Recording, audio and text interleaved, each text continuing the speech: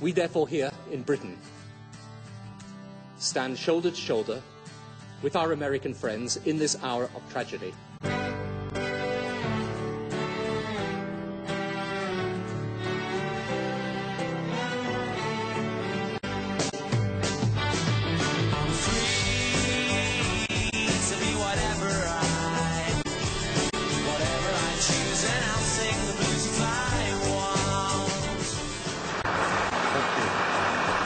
Thank you, please. Thank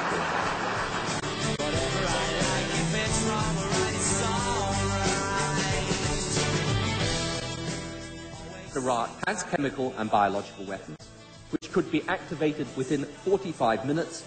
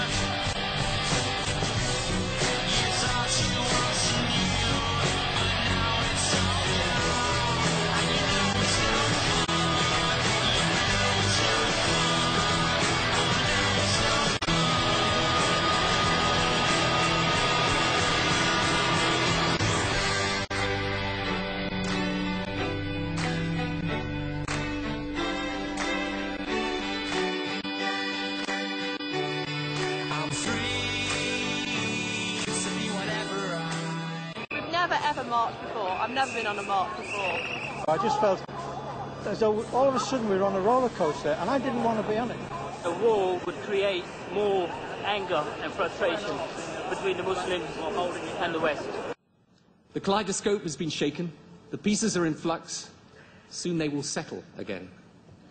Before they do, let us reorder this world around us.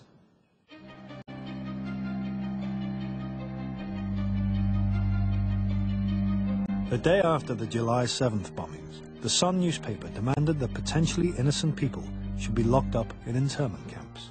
Secondly, in respect to the 90 days, the reason we are putting this forward is because the police tell us that they believe such a power is necessary to prevent terrorist acts. I'm no doubt where the country is on this. The country will think that Parliament has behaved in a deeply irresponsible way today. I've got no doubt about that at all. We are not living in a police state. Police are searching a house in East London now. This was a huge police operation involving nearly 250 officers. Chemical device. The two men detained are believed to be brothers. The intelligence was such that it demanded an intensive response. I heard a loud bang, and it was a big flash. I see blood coming down my chest, and then I see the hole in my chest. I realised that my own brother got shot for no reason. They tried to murder my brother. On this occasion, it seems we were wrong. The raid itself, I am perfectly content, was justified, and the operation was one which was carried out extremely well by the Metropolitan Police. Who knows, it might have been me next. That makes me angry. It makes me realise that we can't trust the government, we can't trust the police.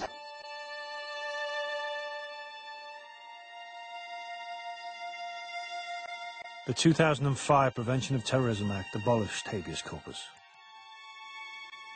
The Home Secretary gave himself the power to put you under house arrest without charge.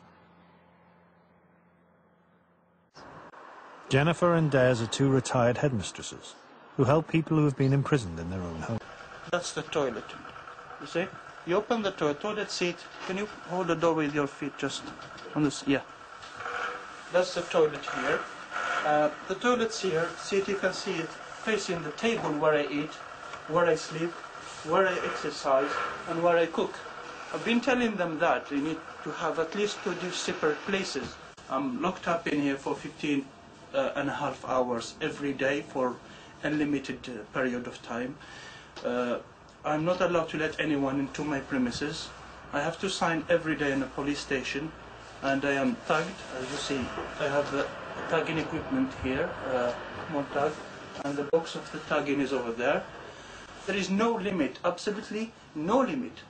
You know, it's indefinite.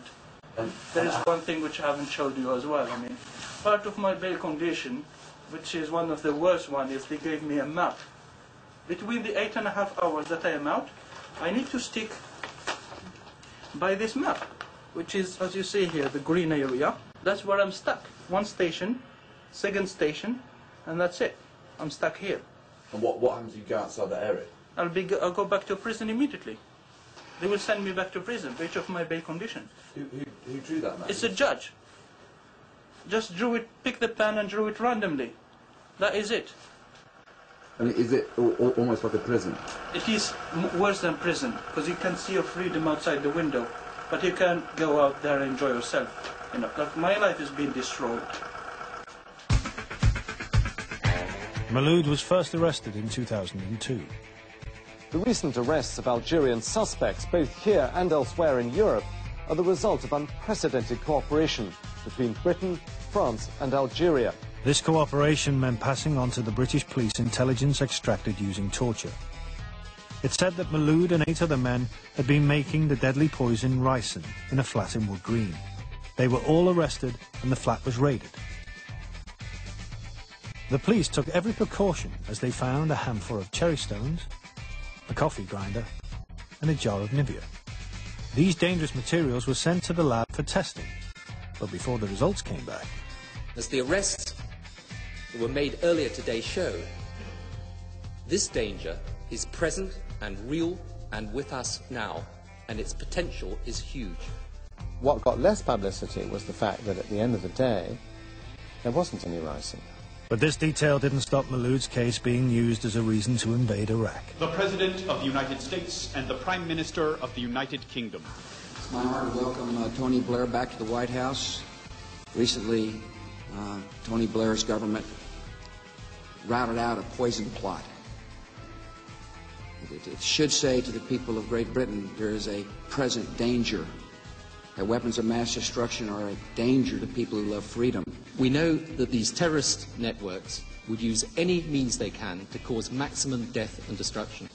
I want to congratulate you on your fabulous job of using your intelligence and your law enforcement to protect the people of Great Britain.